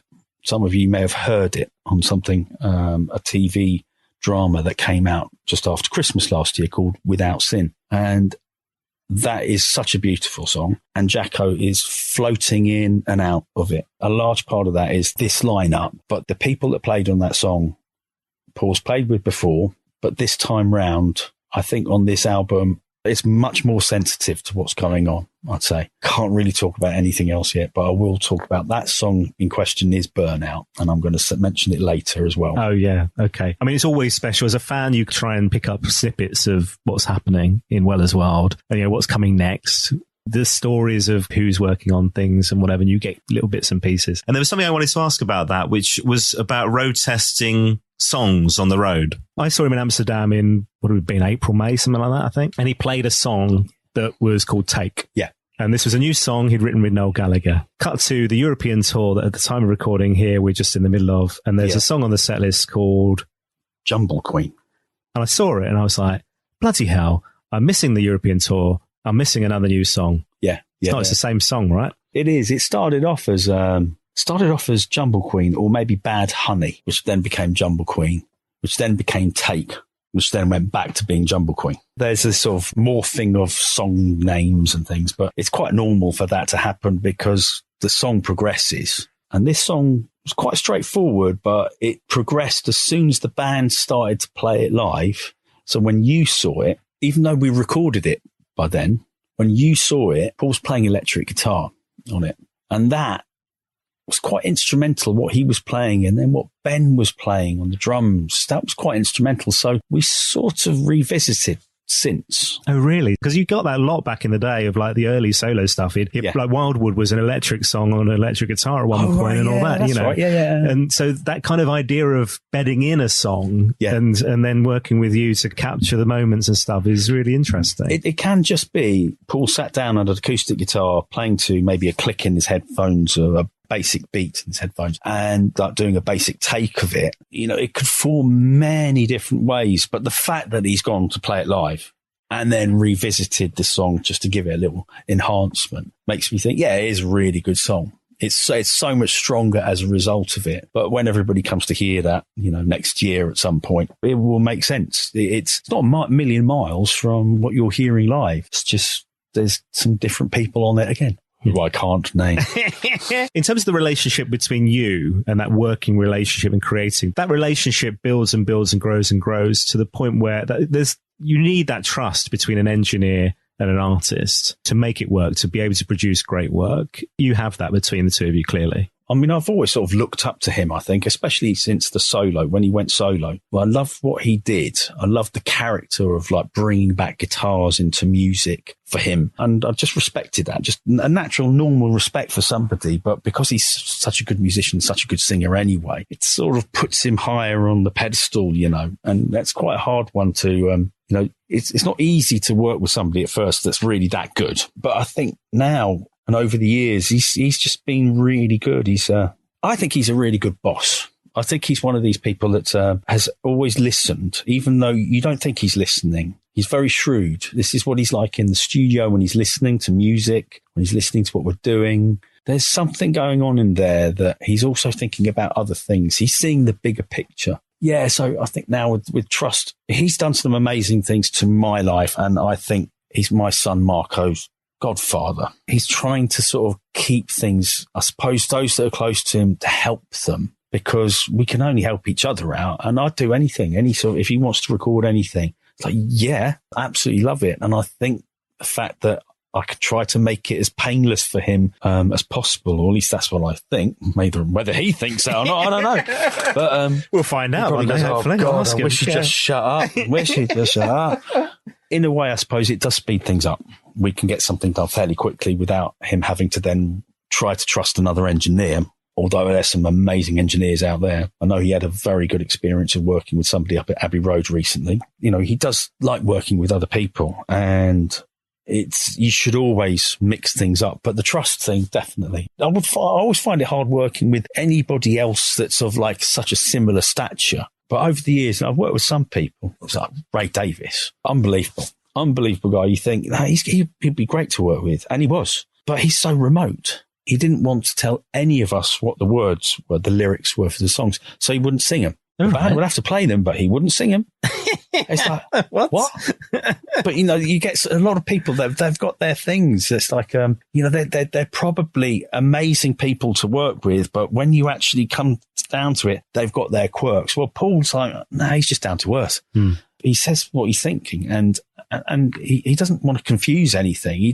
I've never sort of met somebody that wants to work so hard and achieve so much in such a short period of time. Everybody else usually procrastinates or has their way to do it, but they want to chip away at perfection. Paul does want perfection, but he also just wants it to be interesting and not tedious.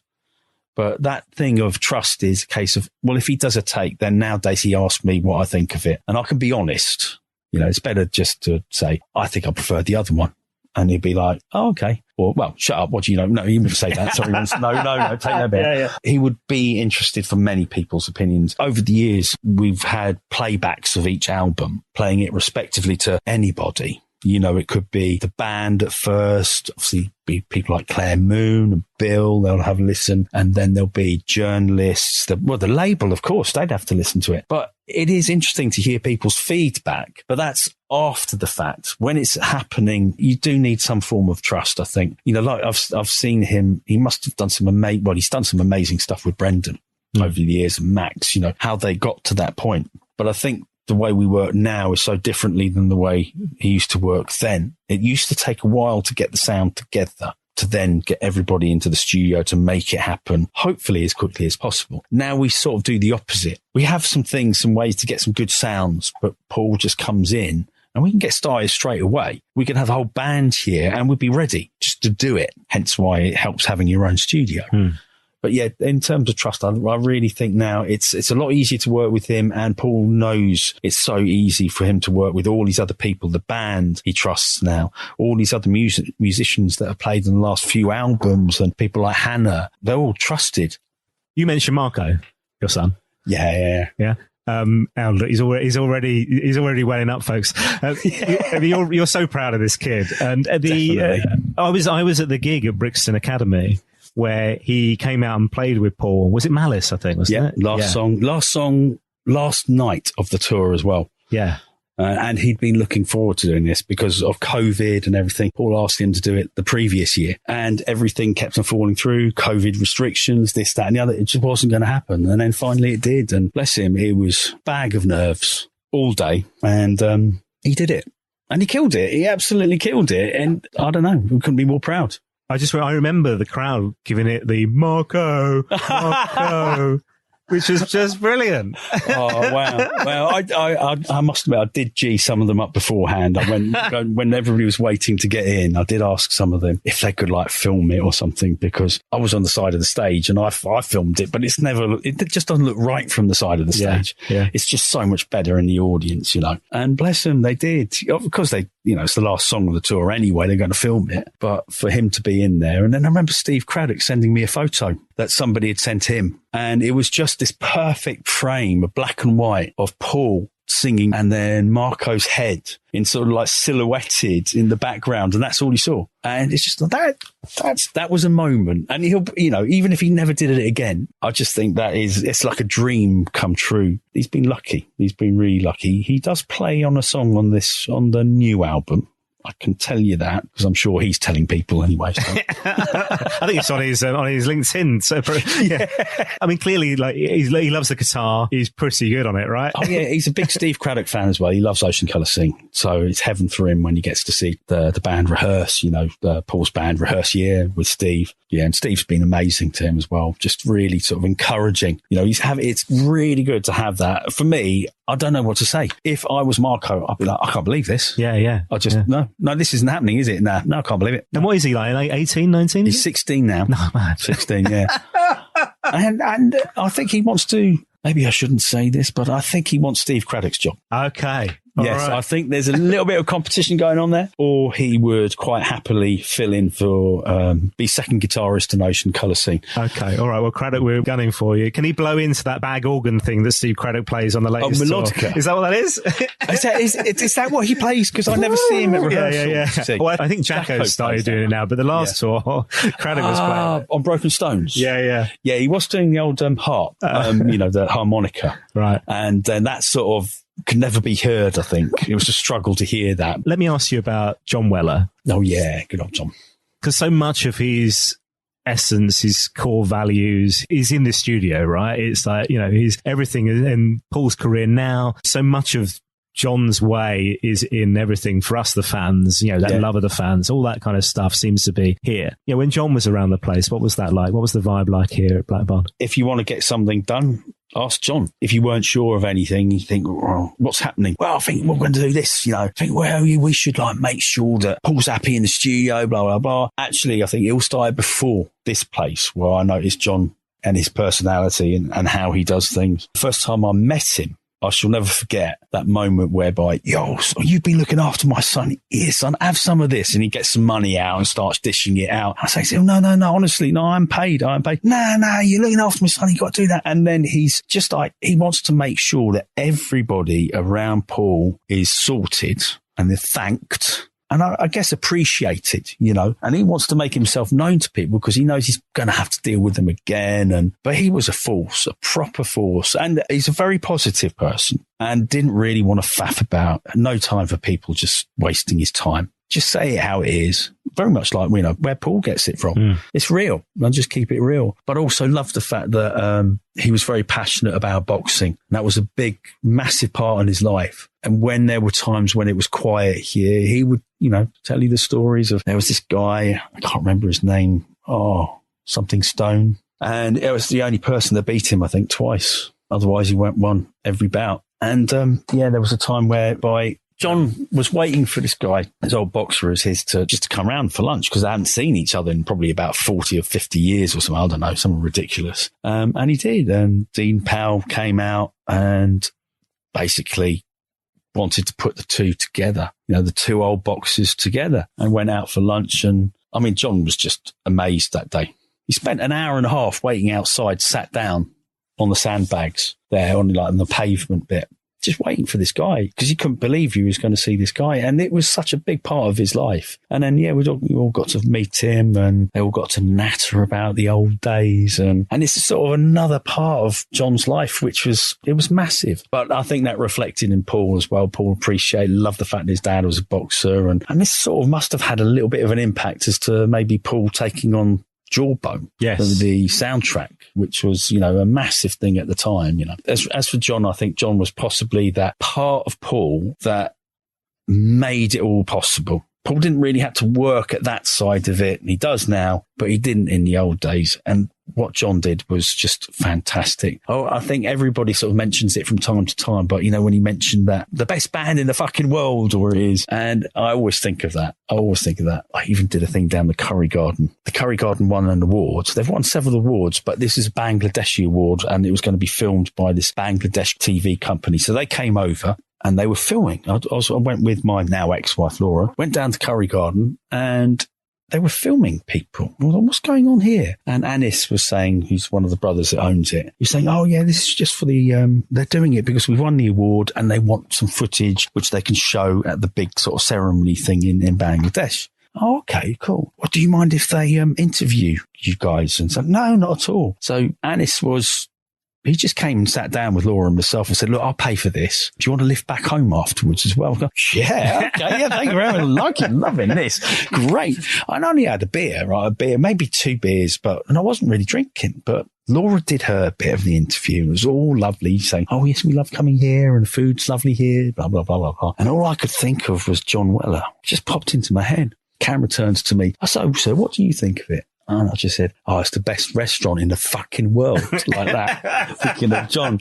And everybody was like, what? You can't say that. You can't say that. So I thought, fuck this. I'm going outside for a vape, right? Went outside and the guy who was running this company, he came out and the cameraman came out and they just went, sir, thank you very much. We're going to use that. Definitely going to use that. And apparently they did, and they translated it as well. Oh my God, that's brilliant.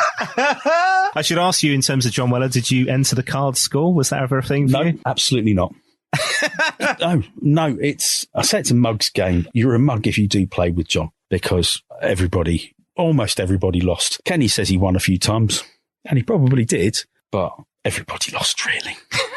Hey, look, Charles, this has been what an absolute joy. What a blast, man. Pleasure, absolute pleasure. I have 2 final questions for you. Yes, sir. Okay, so you're allowed one Paul Weller song for the rest of your life. It can be The Jam, it can be the Style Council, it can be Paul Weller solo. What are you going to go with? That, obviously, is a very tough question. It's an impossible question, right? Yeah, there are so many songs. My first choice was Into Tomorrow, because it was the first thing that I heard of him solo, and it just blew my mind. And all the gigs he's played at, amazing. It's really, I love again how that song's evolved though, to the point like the little bit of the minute where him and Steve Craddock are like, or he's sat down on the speaker and he's playing. Oh yeah. It's wonderful to watch that. Yeah, it's lovely. They give himself a little minute or 2 minutes or a few minutes maybe of where they can just indulge the moment a little bit, but with groove. Yeah. Not with massive solos. No, because it used to be quite almost like an angry song, whereas now it's like a really, and again, how that kind of thing's evolved over time is lovely. I like it when it is angry though.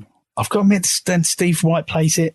It's amazing. Yeah. Absolutely amazing. That groove, that particular thing, especially that sort of, Changing Man, similar sort of thing. But no, it's a lovely song. Absolutely love the song.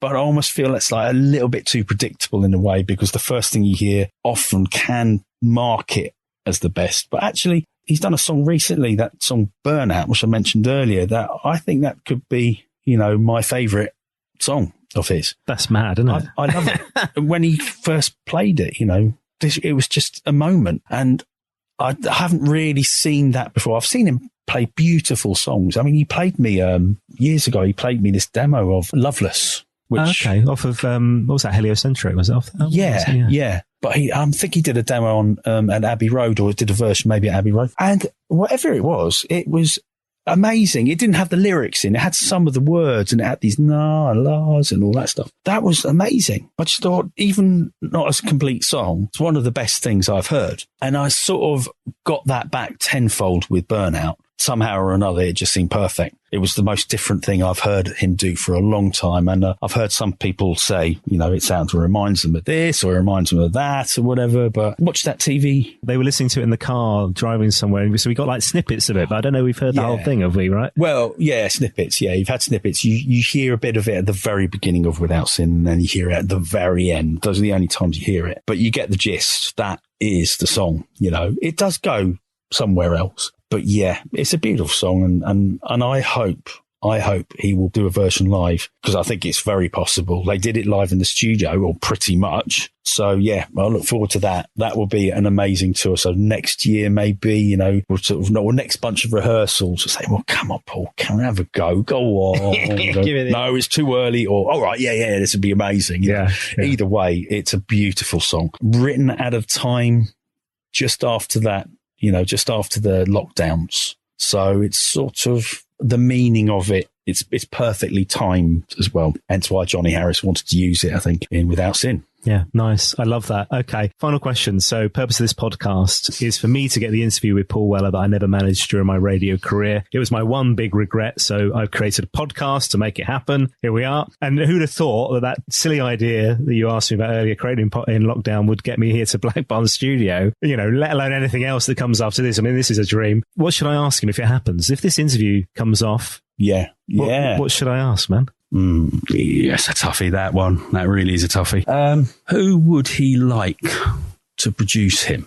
Which producer would he most like to work with? That's a good question. Dead or alive, presumably? Hopefully alive, yeah. Yeah.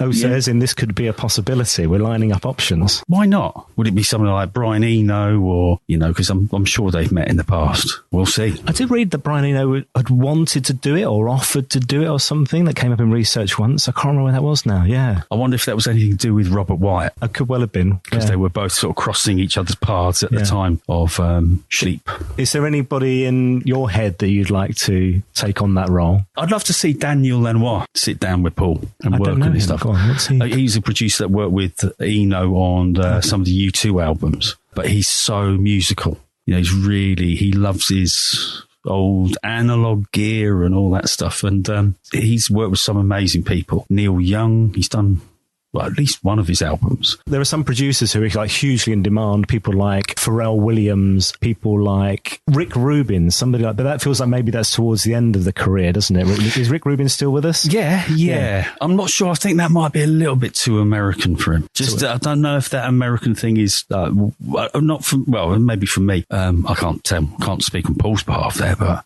then maybe a Dre or whatever, that's sort of, that would be weird. That would be good. Yeah. I'd love the Adrian Sherwood you've heard me talk on the podcast before, my love of unused sound and the stuff he's doing. I'd love to hear Adrian's take on deconstructing some of this stuff with Paul. Would be really cool. Definitely. There's quite a few people I think he should work with, but most of all, somebody that's going to be on his level, I think. But, I keep talking about Dre now. Can't get him out of my head. But then that could be a completely opposite thing, and that would just fire off something completely different in Paul. Oh, yeah. I'd love to see something. But then, you just have to dip your toes in the water and not immerse it for a full album. Imagine doing a whole album with Snoop. Yeah. Oh, no. Or Lee Scratch Perry when he was with us. Yeah, amazing. Oh, that would have been fantastic. Yeah. Just nuts. Yeah. I've got something in the studio there where Paul stuck it up, and it's Lee Scratch Perry just staring at me. I saw that the Black Ark thing. Yeah, I saw that. Yeah, that's really cool. He's the upsetter. looking at me. Nice. That's a bit of inspiration for you.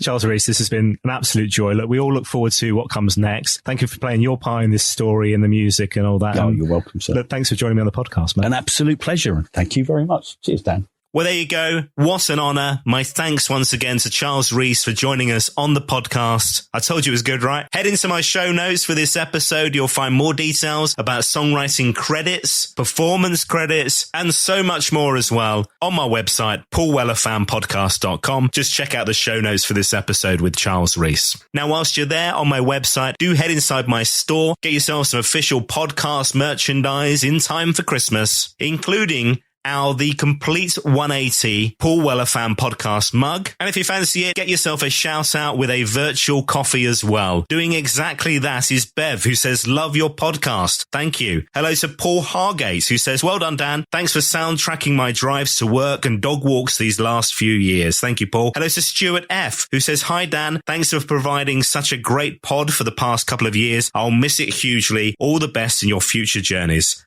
Thank you, Stuart. Hello to Ducati Girl, who says, at last, a podcast worth listening to. Best episode, Yolanda Charles. Hello to Johnny Lancaster, who says, hi, Dan. Tuesday mornings won't be the same without a new episode. Happy Christmas to you and yours. Thank you, Johnny. Same to you. Hello to Jason Pevavar, who says, hi, Dan. Thank you so much for such a brilliant podcast series and best wishes for the future. Thank you, Jason. Hello to Ricky B, who says, so Don Johnson finally got his man. Nice one.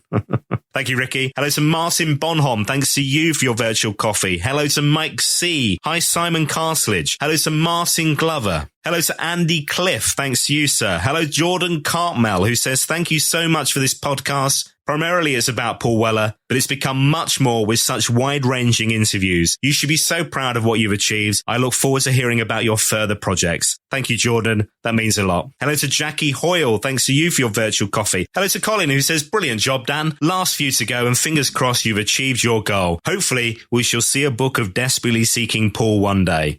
You never know, Colin. Thanks to John Nicholson, who says, thank you. It's been outstanding. And thank the big man for the music when you finally meet. Thank you, John. Hello to Martin Morrow. Thanks to you for your virtual coffee. If you want to get involved, head to my website. 2 final episodes to go. Get your shout out. paulwellerfanpodcast.com. And don't forget, make sure whatever you do, you sign up to follow wherever you get your podcasts. Apple Podcasts, for instance, you can leave a review if you enjoy what you hear. It's always appreciated. Make sure you follow on Spotify as well. Spread the word on social media at WellerFanPod on X, or you can find us on Facebook, Instagram, and Threads. It's Paul Weller Fan Podcast. Next up, the second in our Black Barn trilogy, an incredible guest and another world exclusive. On the next episode, you're going to hear from Paul Weller's manager, Claire Moon. Claire has never ever spoken to anybody about her connections with Paul Weller and the inside operation at Black Barn. It is another real honor to be able to share this episode with you. Make sure you follow, you subscribe wherever you get your podcast. You do not want to miss this one. Claire Moon on the next episode of Desperately Seeking Paul. Thanks for listening. I'll see you next time. If you're a business owner, you know these sounds mean sales. And from the sound of it, your business is growing. Whether you're fulfilling orders from your home office or warehouse, Stamps.com helps you stress less about mailing and shipping and spend more time doing what you love most. Listening to ASMR. I mean, growing your business. But as you grow, so does the need for efficiency. Stamps.com simplifies your shipping and mailing process. Import orders from wherever you sell online. Find the lowest rates with the fastest delivery times. Instantly deliver tracking updates to your customers. And buy shipping and mailing supplies when you run low. Save time and money on mailing and shipping. Get started at Stamps.com today with code PROGRAM for a 4-week trial, free postage, and a digital scale. Acast powers the world's best podcasts. Here's a show that we recommend. I'm Sunny Anderson, host of Food Network's podcast, Cooked and Booked. Are we talking about a maple heist? Oh, we've got heists, scams, frauds, and more. It's the podcast where food and true crime get blitzed, blended, and baked into one deliciously dangerous dish. He got $2,500 worth of damages for soggy bread. Ill-gotten grains, girl. Listen to Cooked and Booked on Apple Podcasts, Spotify, or wherever you get your podcasts. Acast helps creators launch, grow, and monetize their podcasts everywhere. Acast.com.